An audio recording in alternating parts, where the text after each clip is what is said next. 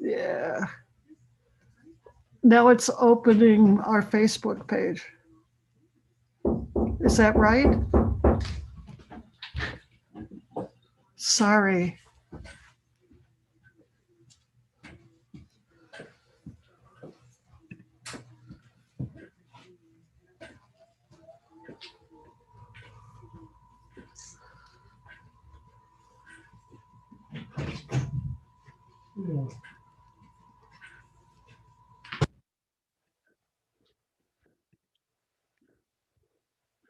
You have been signed out because you're signed in from another device.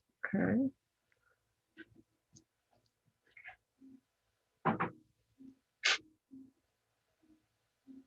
Yeah, I see that. That's fine. Thank you.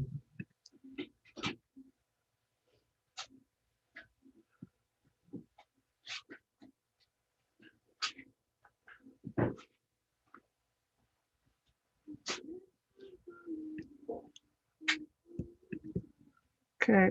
Well, I hit that button at the bottom. Under more. Oh, it says now it says stop live stream, so maybe it is streaming.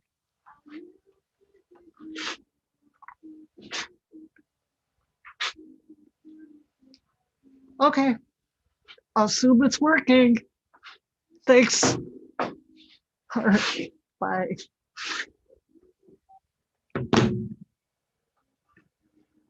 You got a meeting coming up there? Yeah. What time is it? It's going on right now. Oh, yeah. Hi. Hi, good morning, good afternoon. I think we're gonna wait about 5 minutes to Oh, get, sure. because No I problem. may still be introducing all those groups. Yes, good. Yeah. While we're waiting, they were just talking about the Golden Rule project.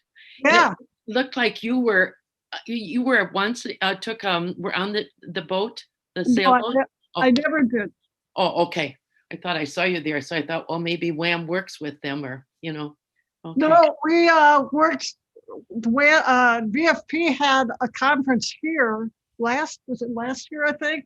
And we worked with that group quite a bit, but no, I've never had the chance to go. I'd love to. It looked really interesting and like it would move people. Yep. Yeah. Welcome. We're waiting a little bit to get some more people in here. Bill, I'm going to make you a co-host if I can. Okay.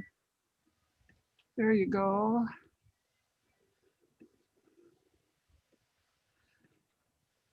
Just while we're waiting, Bill and Mary are longtime WAMM members, and they're going to help me talk about WAMM today.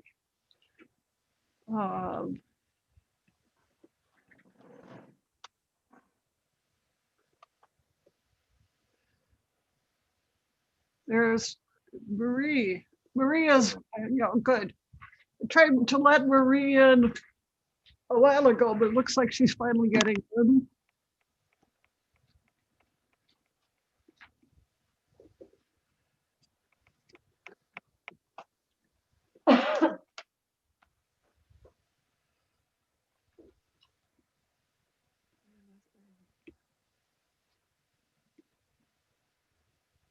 I have one more WAMM member who should be coming in soon. Kristen, are you at Mayday Books? I am at Mayday Books. Oh, I recognize that background. Yeah, I was going to show, here are the books we sell from the people who spoke there. Excellent. Yes. So for those who don't know Mayday Books, we're in Minneapolis, and we're an all-volunteer nonprofit bookstore. We always sell our books at discount, and our slogan is not making a profit since 1975. So Wow. yeah. So let's see, waiting room, 3 more. There's Tom, there's Sarah Kramer, wonderful. Hello.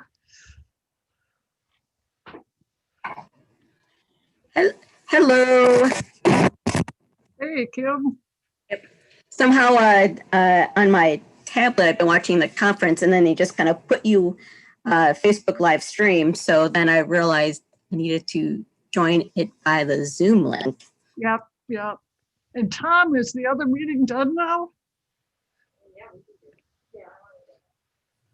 Yes, it is. It is? Okay, you guys hung in there. I thought I'd better get over here in case anybody was coming in early. All right, well, welcome all of you to Women Against Military Madness's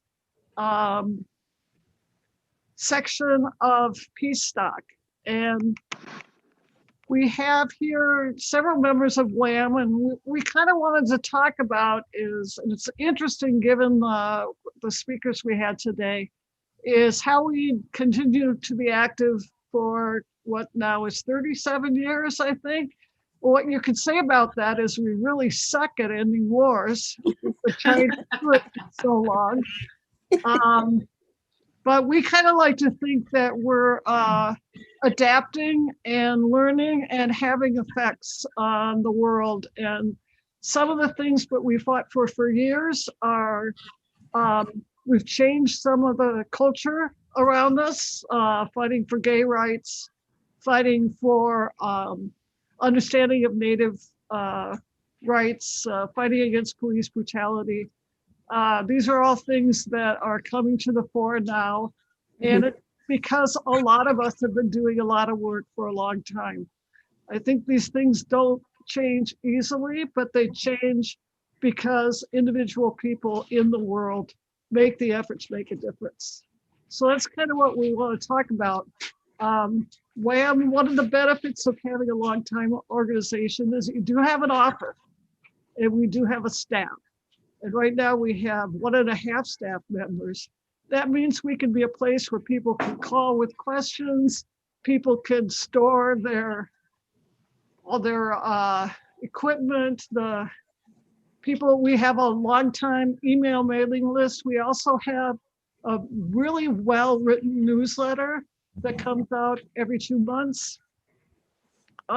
We have the opportunity to sort of swivel the minute something happens.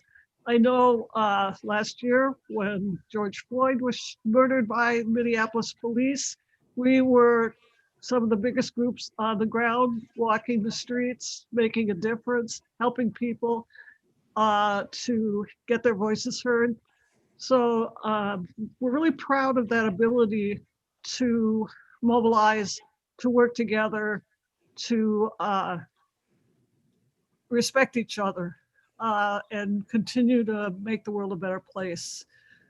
On our, let's see if I can get this open. On our Peacestock page,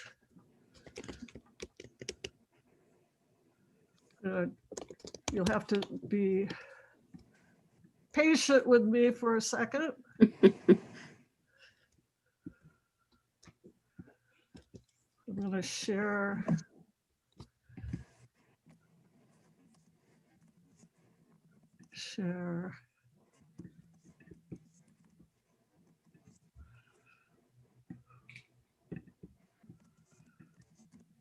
I made a little slide here about I have to be more nimble at this. Hello, my name is not that.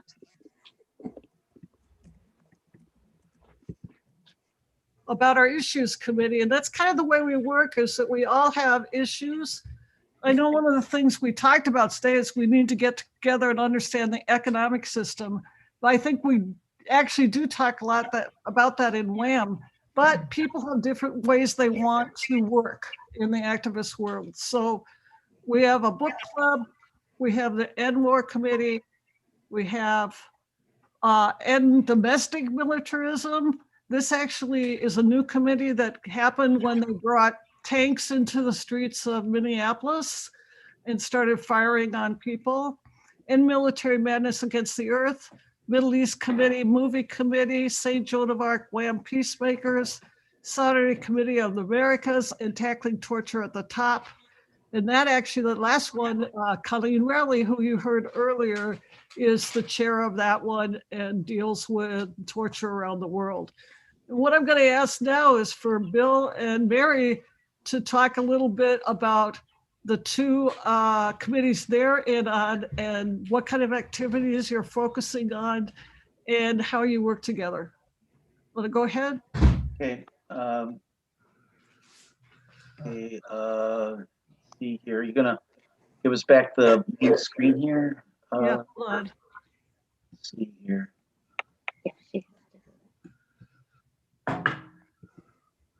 Can't find my toolbox.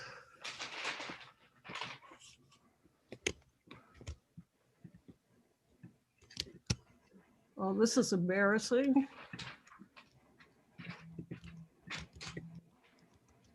Way up at the top, Kristen, Yeah. green, something that says stop sharing. Thank you. You're welcome. Stop share, big red button. There we go. Thank you very much. Okay. Hi. Mary Slovig, Bill Adamski here. Both of us are active members of the End War Committee, and additionally, I'm in the St. Joan of Arc WAMM Peacemakers. We'll start off by giving a quick overview of what's happening in the End War Committee. We've been very active even with the pandemic. We've had regular monthly meetings, and we've even launched a new campaign. I will talk about just the main activities that are keeping us busy these days in the End War Committee. First of all, we have End War has had an ongoing campaign that's going on 5 years now. It's the campaign to abolish nuclear weapons, and much of that currently we're just on hold. A lot of that involves meeting people in person, petition and postcards, actions. The ultimate goal of the committee campaign to abolish nuclear weapons is to pressure our congressional delegation, the Minnesota congressional delegation, to support abolishing nuclear weapons, and in particular support the UN Treaty on the prohibition of nuclear weapons.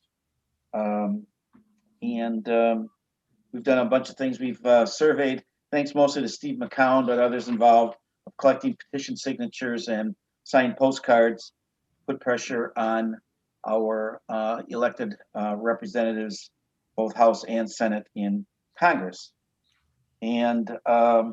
But right now we're stepping aside from all of this day-to-day stuff on our campaign to commit to the upcoming enter into force day, January 22nd, for when the UN Treaty on the Prohibition of Nuclear Weapons takes weight as international law. And for that, Mary will lists many of the activities that the WAMM End War Committee is involved with over the next week or so. So this for us is very exciting that over 50 nations from around the world have ratified this treaty. So now it officially enters into force as international law. And the International Committee to Abolish Nuclear Weapons, ICAN, has been publishing the events that are happening around the world. And so WAMM is thrilled to be a part of a much, much larger action celebration of the fact that now there's this weight of law, and we're hoping we can use that to pressure our legislators to sign on and end some of this military madness. So one of the big ones we are doing in connection with Nuke Watch out of Wisconsin, and that will be to present the treaty to Honeywell headquarters. They make components for the Trident nuclear missiles. And that will be happening at noon this Friday. Another activity that we're doing is Well, just note that the action will be in Plymouth. Plymouth, Minnesota, Yes. which is where Honeywell's headquarters are. And Vets for Peace is also a sponsor of this action, and Alliant Tech. And then Vets for Peace is also joining with WAMM in co-sponsoring a food not nuclear weapons drive. And so at the WAMM office at 4200 Cedar Avenue in Minneapolis, we are collecting food items between January 18th to the 21st, and those will all go to the Minnehaha Food Shelf. We are also going to have a nuclear weapons watch party on Friday, January 2nd from 7 to 9 p.m.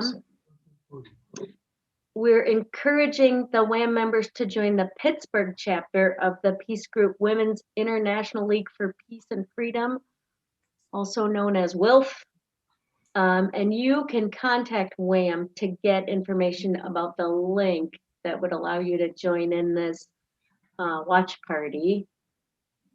And then we're working with 10 city councils across the state of Minnesota to get them to pass the Back from the Brink resolution to support the prohibition, the treaty on the prohibition of nuclear weapons. And one more event we're going to have is a Zoom meeting with Dorothy Van Soest. She has written a book called Nuclear Option. That's going to happen Monday, January 25th at 7 p.m. And again, you can contact WAMM to get the Zoom link for her talk that'll be coming on Monday, January 25th at 7 p.m. Dorothy collaborated on a booklet much earlier in her career called Empowerment of People for Peace to help WAMM members become nuclear and pro-justice activists. And her recent novel is really about confronting the nuclear weapons industry. We are also going to be sending letters to the editor about this entry into force day. And we really hope we can get an article published in one of our local Twin Cities papers. And then we're also asking churches that we have relationships with locally to join us in these activities.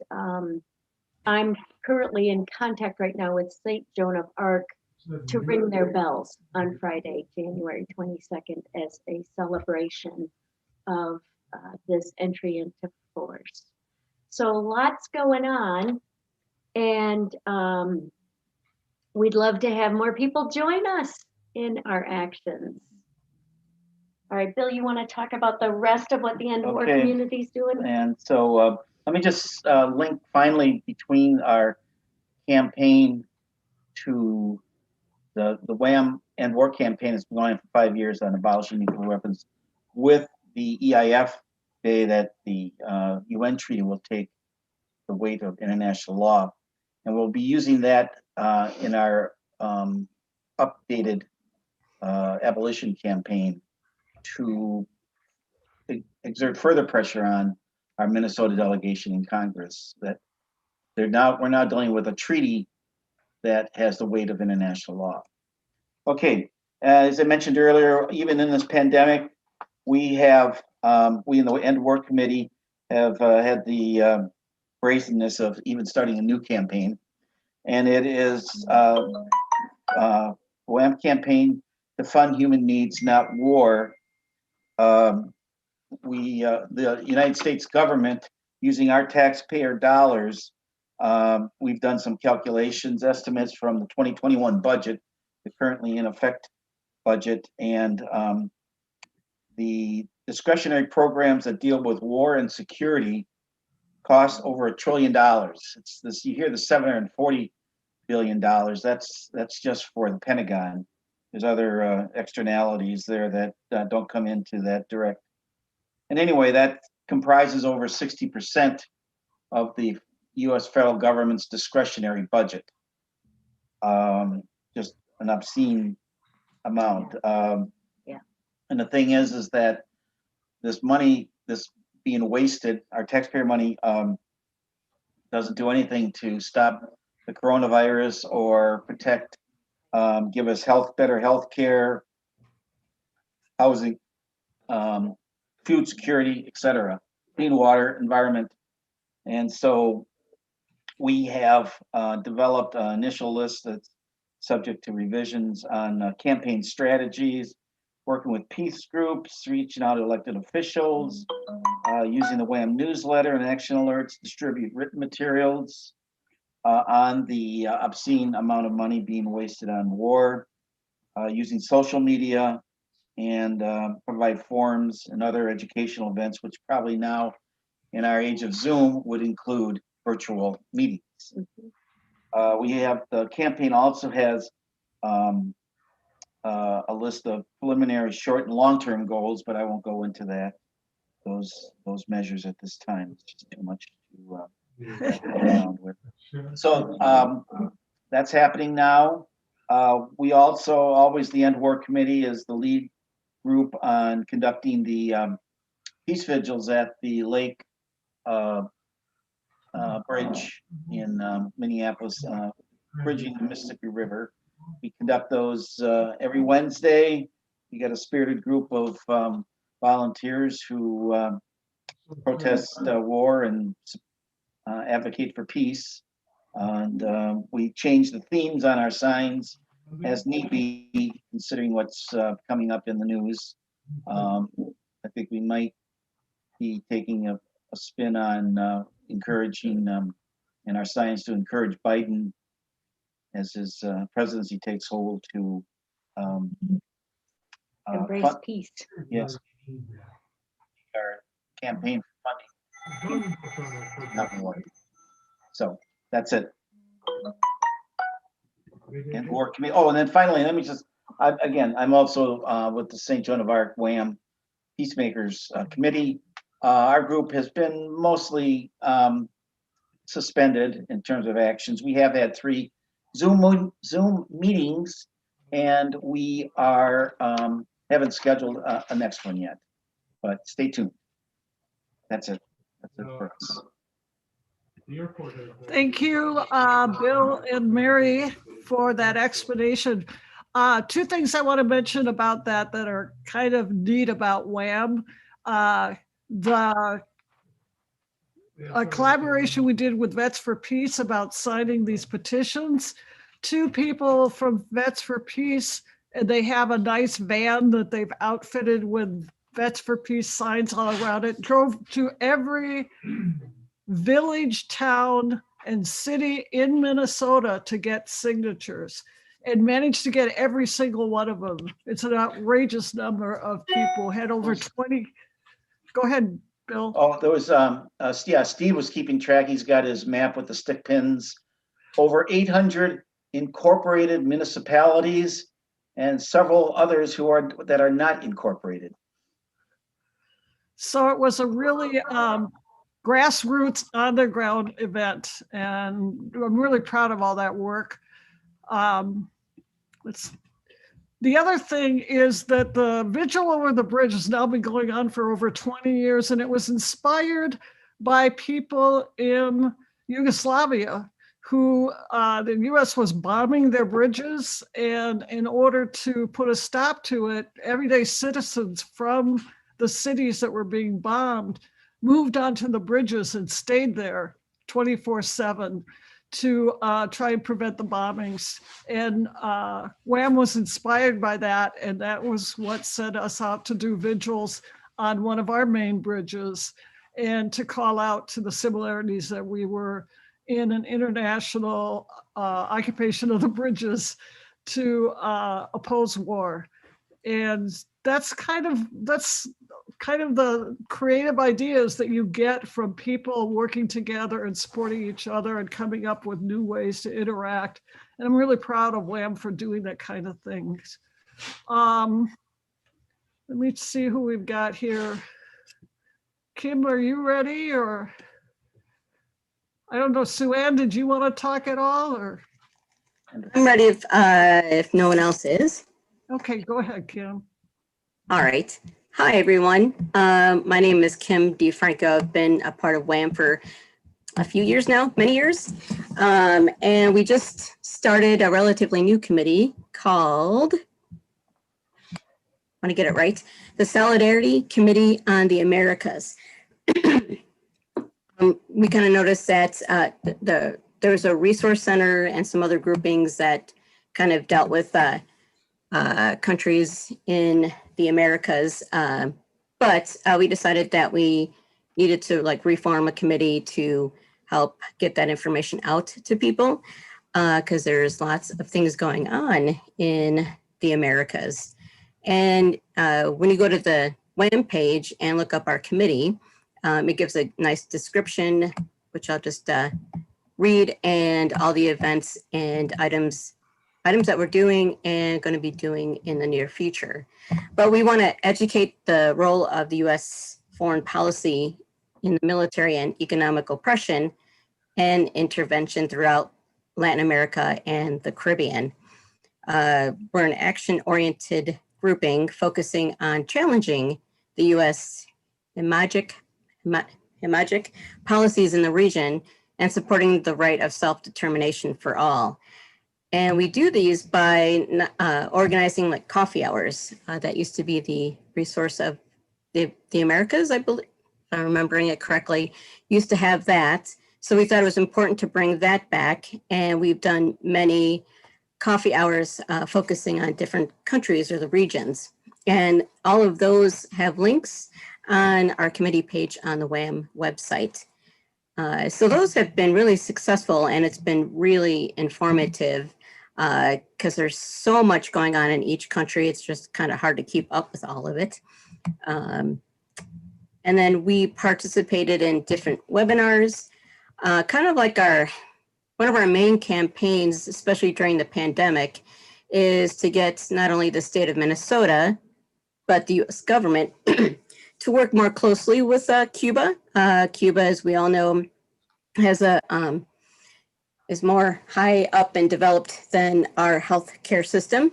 And they've been known to send doctors throughout the world to help in times of crisis and in times of natural disasters. And they've been working on what they call, not remedies, treatments, and I believe they're still kind of working on a vaccine. And then the way they have their society set up and the people's relationship to the government, they've been able to they're still affected by the pandemic, but not as horrible as our country has been, because they really do contact tracing and they do like kind of stop it when they see any kind of wave that's going up. And some people here in America may think it's horrible when you get infected, you're sent to a hospital, but it's actually good because you're quarantining yourself from your community and you're able to get treatment. And so far, I think there might be some updated numbers, but they've only really experienced like 5 deaths. Can you imagine if the president would have done what Cuba does, we would have saved a lot more lives, but you know how that goes. And it's just ridiculous. It's a world pandemic, and instead of blaming countries or isolating countries because they don't hold up America on a pedestal. And with the history of Cuba, they really could have been a life-saving force, especially on Native American lands here in the U.S. and many communities of color. So it's just a terrible thing. I mean, even if it was a Democratic president, I don't think it would have been a worse response, but they still wouldn't have allowed the doctors to come in. So that's kind of our main campaign. Last year, we had Senator Sandy Pappas introduce a resolution to it was at the end, so we only got it introduced, but it got introduced. It had some signers, and then to not only work with the doctors in Cuba, but end the blockade would be also a part of that too. For the state of Minnesota to be more of an active role in collaboration. And she wrote a letter to the governor and got a few more signers, politician signers on it. And it made Cuba news. They were just delighted that someone in America is actually having a resolution that actually, well, they thought it passed. We had to make sure we only told them it was introduced, but being introduced, it's a huge effort. So they were just over the moon. And so that helped kind of make connections that way too. We're planning to do the same thing this year. So now that we're starting at the beginning, hopefully it'll actually pass and get more movement. And on top of that, there's also city councils that we're trying to get a resolution passed too. St. Paul and Minneapolis are the first two big ones, but we're kind of hoping to spread it out as things go on. But the other encouraging thing is that a lot of cities in their city council have either passed or working on passing the same types of resolutions. So it is taking off. One sad note, it's not taking off fast enough, and it would have been a lot better to do it in the beginning of it, but we're still having health crisis in America, so it's definitely pushing forward. So that's really exciting. We have Osterholm, the professor from the University of Minnesota, that's on Biden's new task force. So that's actually another bonus for us here in the state of Minnesota. And so we've had webinars about that too. So it seems like our newly formed committee is really doing a lot of groundwork, trying to get people educated and kind of moving forward on other types of campaigns. So, and we've had Senator Pappas actually speak at one of the webinars too, and those links can also be found on the page. So it is, if you want to learn more about what the Cubans are doing to fight this pandemic, I encourage you all to go and see those links. And and so they'll be up. There's an upcoming coffee hour on Haiti at the end of January 30th. So that would also be a good webinar to go to. So there's lots of things going on. So I think I will cut it off there to make sure I have gotten any of this, or if I'm missing something huge. Nope, but there's lots of information on the webpage. So I will pass it off. Thank you. Thank you, Kim. I want to mention a couple of other things that I mentioned slightly before. We do put out a newsletter. This is our most recent one. And this has got quite a few people get this, and you can get this if you become a member or if you just basically ask. This comes out every 2 months. Here's the one before it. And we have some really excellent work there. For instance, this article is by Bruce Gagnon, who many of you may know is not from Minneapolis, but has agreed to put articles in our newsletter. And we love getting contributions like that. Another thing that we do every year is this card. And I'm sorry, I have a shaky hand, so I'm not doing a really good job. And it's has to do with what Bill was talking about, the discretionary spending that's spent on the military, and some alternatives if you could, what you could pay for if you weren't paying for all that military. And this is really popular. You can buy these for $50 for $5. I mean, $100 for $5, and we'll send them to you. And you can drop these in various places. We also drop our newsletter locally in coffee shops and co-ops and other places like that. I want to see what are some of the other committees that are not here representing themselves, so that you can know about it. We have a book club committee. We have a Middle East committee that focuses on Middle East work. One of the members was going to be here, but she's not here. So I'll tell a little bit about that. We've been doing a lot of work to support the Palestinians. We have a vigil for Palestinians every Friday afternoon on a main intersection in St. Paul. They also have been calling for a boycott on Pillsbury because General Mills headquarters is here, and Pillsbury has opened a company on Palestinian land illegally, and we're asking them to shut it down. And we attended their annual meeting here and brought the question up, and they said they'd get to it sometime. And we're trying to focus on the rights of Palestinians. And although WAMM as a 501c3 cannot actually participate in politics, we do support the, Minnesota has a law that says you can't say anything bad about Israel. We're trying to kill that gag rule. And we also support those who work on BDS work in Palestine. That is one thing I should mention. We are a 501(c) organization that limits how much we can do. We can't support particular candidates. So of course we did not support either Biden or Trump, though I could bet you'd guess some of the, who most of our members supported, although a lot of us supported third-party candidates. And we continue to do that, but we don't participate in that kind of political work. Does anybody have any questions, or Kim or Bill or Mary want to add a little bit?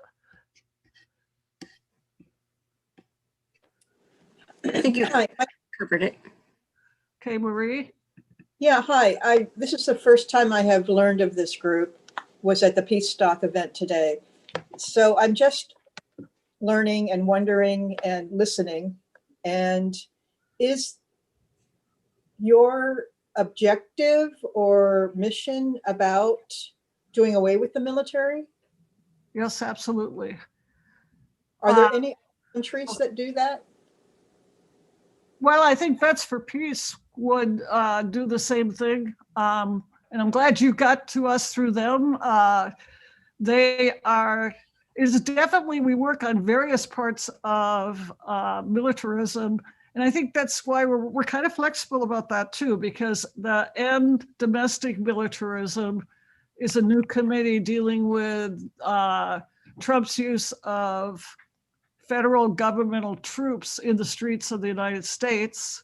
We also in the past had, and have not done anything lately, worked a lot to stop ROTC and the recruitment of high school and junior high school students. We kind of try and be flexible out there, but the whole focus is, yes, to end military madness.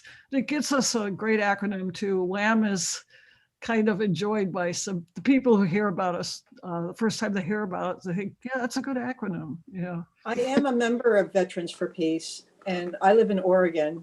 And I just, we discussed the Peacestock that was coming up at our meeting last week. So that's how I got here. I'm probably the only one from our chapter here. Excellent. But I just wanted to understand that you say military madness, but I mean, I'm wondering, to do away with the military completely, do we have any other countries that are doing that we're following? Or how do we, I don't know, it brings up a whole new set of questions, I guess, for me. It does.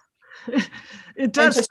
There is one country I know of that has gotten rid of its military, and that is Costa Rica. Actually, well, by law, they cannot have a military. However, they do rely very heavily on US troops to help them when they get into situations that would benefit from military, would benefit corporations if militaries got involved. So they've got kind of an opt-out there. Right, and who's going to take care of us if we don't have a military? Right. So I'd like learn more. I mean, I'm definitely interested, and I did serve in the Navy, and I went in at 17. So yes, I was the, Oh. both my parents were in the military. So I would like to learn more, and I'm not sure even where to start other than I know enough to join Veterans for Peace. And we wanted to say something? Well, I think so. Our definition of military, as we would see it, as the government's definition. I mean, the government's definition of military is mainly going over to other countries to invade. I think our vision of our own, like people, as we would call it, a people's army, would be more. I mean, and it's an interesting question. I mean, there are some countries that have more of that people's army outlook. Venezuela is one of them, where they're going to defend invaders from trying to overthrow their democratically elect leader. And I would also even put in North Korea's army and Cuban army. So there are other countries out there that they see themselves more as like the people's army to make sure like there's no invaders. That's kind of like in my perception. So I'm not an expert on any of this, but just from the campaigns I've been on and hearing stories and people's report backs, that's what I see. Like the FMLN in El Salvador and the Sandinistas in Nicaragua. So there is definitely histories of that. So I think part of finding the information would probably have to go into like a search of history. So, but Vets for Peace would be a great resource for that, I'm sure. And I'm thinking of Japan. I'm not sure that Japan is out ever since World War II. Right. Mm-hmm. We're not so actively out there. I mean, defending, but not in a way that we do, certainly. That's a good point. I think Japan's constitution has something about not getting involved in war. Mm-hmm. I believe so. Yeah. I was just wondering, I just went to the website, the WAMM website, and I was trying to find how to get onto the webinar you talked about on January 30th, the coffee hour. I couldn't really find, I mean, I see some links there to other coffee hours from last year. Do I have to call that phone number to get the link? Well, I think we're in the process of setting it up. So if you join on the contact, go ahead, Kristen. Yeah, sorry. If you go under the committees heading and go to the SCOTA committee, which is Solidarity Committee. Nope. I can put the link in the chat to make it easier. Yeah. Yeah, that's where I'm at. Okay. SCOTA. If you scroll down on that page, I think there are some videos on there. Maybe we haven't got them all loaded up. We also should have most of them on our Facebook page and on our YouTube page, which you can find a link at the bottom of every page. It's that little red with the arrow button will take you to our YouTube page. And I'll put in some links in the chat too, so people can have it. I think the link for January 30th will be coming up soon. We're just kind of getting all the details ready. So that should be happening, but let me see if someone actually made an event for I it. don't think we've gotten that info yet. So. Okay, yep, it's in the process. So if you like our pages, then you will definitely get the information if you're on Facebook and from our website. Okay. And I'm sure all of you are getting used to, just like us, we had to get used to Zoom, used to not meeting each other. And we're all learning every day. Yesterday, I learned 2 new things on Zoom, that are like just basic. One of the problems we do have, we have a majority of people over 50, I think, at least. We have some of our founding member just celebrated our 101st birthday last November. Yeah. So we're not as tech savvy as maybe some younger groups are. But we do try and get our way through. And I think one of the things that we're missing out, as you mentioned, Brian, is that we're not getting our links off the place they should be, but we'll work on it and try, because there is an enormous amount of knowledge that we get. And now that we're on Zoom, we're able to talk to people all over the world. So it's really fun. Anyone else? That's it.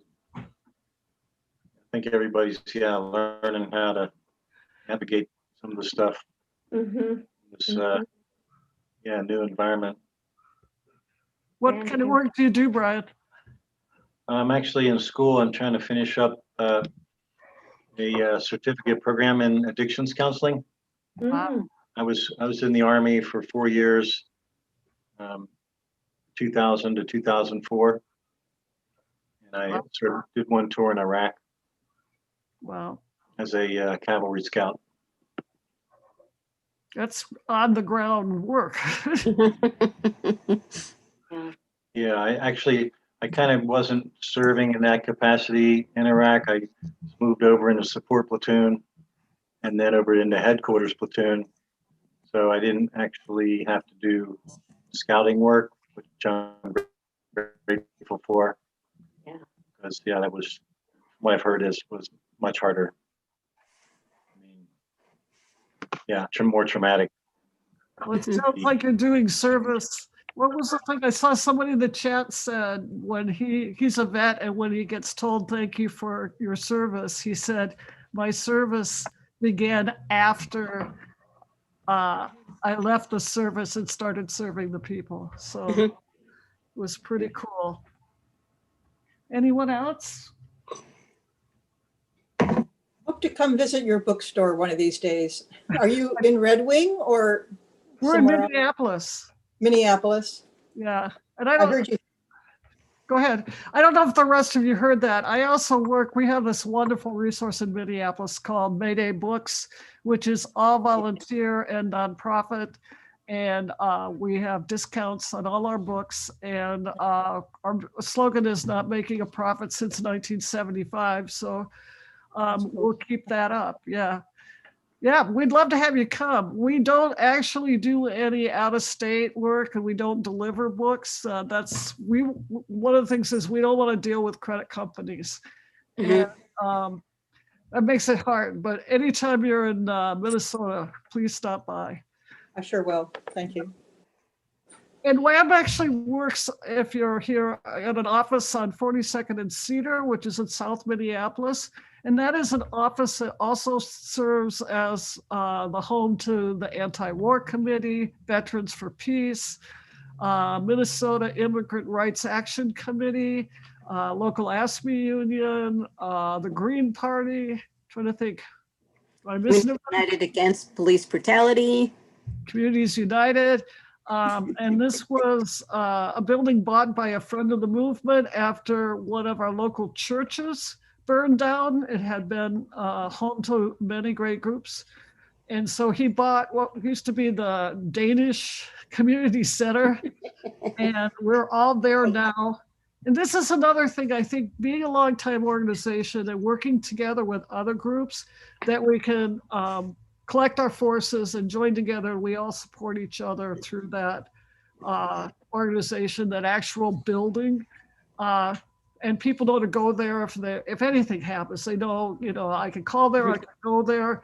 And that's how we were able to react so strongly to especially the George Floyd events and other activities that affect our community as well as the nation.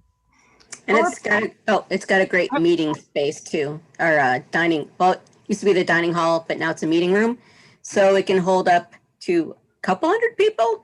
And there was plenty of forums and events there too. So it's quite the great activist community center. Wow, sounds good. I can't wait to visit. Yep, come on up. We'll put you up.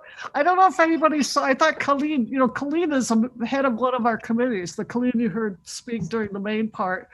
She put up a bunch of jokes, but one of them that I mentioned was the idea that Antifa or BLM were leading the insurrection on the 6th, they said, oh, come on. If they were leading it, we'd have a soup kitchen, we'd have a medic tent, we'd have people handing out masks, we'd have people handing out hand warmers.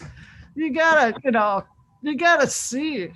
And that's something that has also impressed me about, I think, I remember one of the first events on George Floyd was at the University of Minnesota that was led by one of the Students for a Democratic Society. And they had on the massive mall in front of the, one of the big, on the lawn in front of U of M, they had very carefully put tape marks down 6 feet away, all the way across that mall, and people were standing 6 feet away from each other. All these young people. And I thought, where are the rebels? And I thought, no, they are the rebels. They are the ones being responsible. They are the ones that, listen and try and help each other.